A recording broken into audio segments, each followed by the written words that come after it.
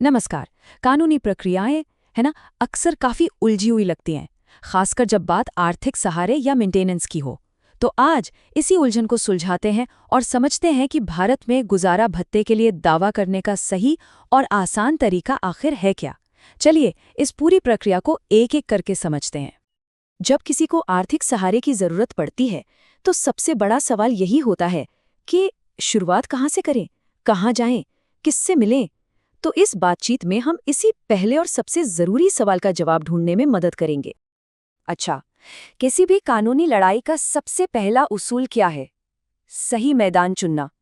कानून की दुनिया में इसी मैदान को जुरिस्डिक्शन या क्षेत्राधिकार कहते हैं। इसका सीधा सा मतलब है कि आपका केस कौन सी अदालत सुन सकती है, और यह जानना बेहद बेहद जरूरी है। और पता है, यहाँ एक बहुत दिलचस्प बात है। कानून बनाने वालों ने ना इस नियम को बहुत सोच समझकर बनाया है। उन्होंने उस इंसान के नजरिए से सोचा जिसे मदद की जरूरत है। इसीलिए इसका जो मूल सिद्धांत है वो बहुत आसान है। जिसे मेंटेनेंस चाहिए उसे इंसाफ के लिए दर दर भटकना ना पड़े।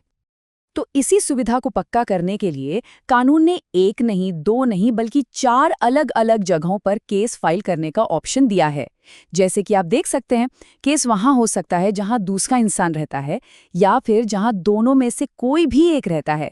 इतना ही नहीं, जहां दोनों आखिरी बार साथ रहे थे या जहां दूसरे पक्ष के माता पिता रहते हैं, वहां भी केस किया जा सकता है। मतलब मकसद बिल्कुल साफ है, अपनी सहूलियत के हिसाब से अदालत चुनने की आज़ादी देना। तो चलिए मान लेते हैं केस सही अदालत में पहुंच गया। अब आगे क्या? अब देखते हैं कि कोर्ट के अंदर क्या होता है, खासकर जब बात सबूतों की आती है। अब आते हैं सबूतों पर। यहाँ पे ना इंसाफ का एक बहुत ही बेसिक सा रूल काम करता है, फेयरनेस। यानी कोई भी सबूत किसी के पीठ पीछे पेश नहीं हो सकता। नियम बिल्कुल साफ है, सारे सबूत उस व्यक्ति या उसके वकील के सामने ही रखे जाएंगे जिसके खिलाफ केस है। इससे ये तय होता है कि कहानी का अपना अपना पक्ष रखने का बराबर मौका दोनों को मिले।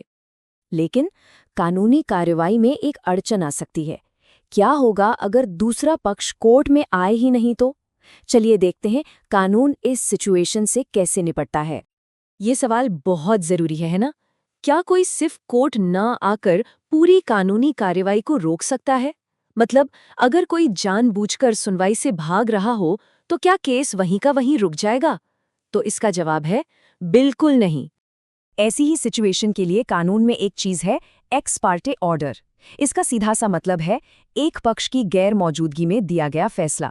अगर एक पक्ष जानबूझकर नहीं आता तो अदालत सिर्फ दूसरे पक्ष को सुनकर ही अपना फैसला सुना सकती है। ये एक बहुत मजबूत कदम है ताकि कोई भी न्याय की प्रक्रिया का मजाक न बना सके। लेकिन इसका मतलब ये तो नहीं कि अगर कोई सच में किसी मजबूरी से सुनवाई में नहीं आ पाया तो उसके लिए सारे रास्ते बंद हो गए। नहीं, कानून यहाँ भी एक मौका देता है। अगर किसी के खिलाफ एक्स पार्टे ऑर्डर हो गया है तो वो 3 महीने के अंदर उसे रद्द करने के लिए अप्लाई कर सकता है। शर्त बस ये है कि उसे अपनी गैर मौजूदगी का कोई ठोस कारण बताना होगा। चलिए अब एक बहुत ही जरूरी बारीकी समझते हैं जो एक असली अदालती केस से निकल कर आई है। ये रहने की जगह या रेजिडेंस के मतलब को और भी ज्यादा साफ कर देती है।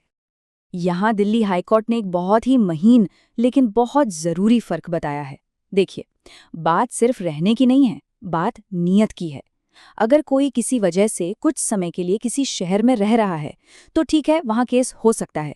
पर अगर कोई सिर्फ और सिर्फ केस करने के इरादे से ही वहां कुछ दिन जाकर रहने लगे तो कानून इसकी इजाजत नहीं देता।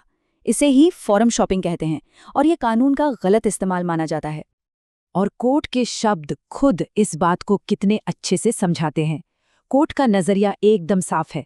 कानून का मकसद मदद करना है, किसी को पते की छोटी मोटी तकनीकी बातों में फंसाना नहीं।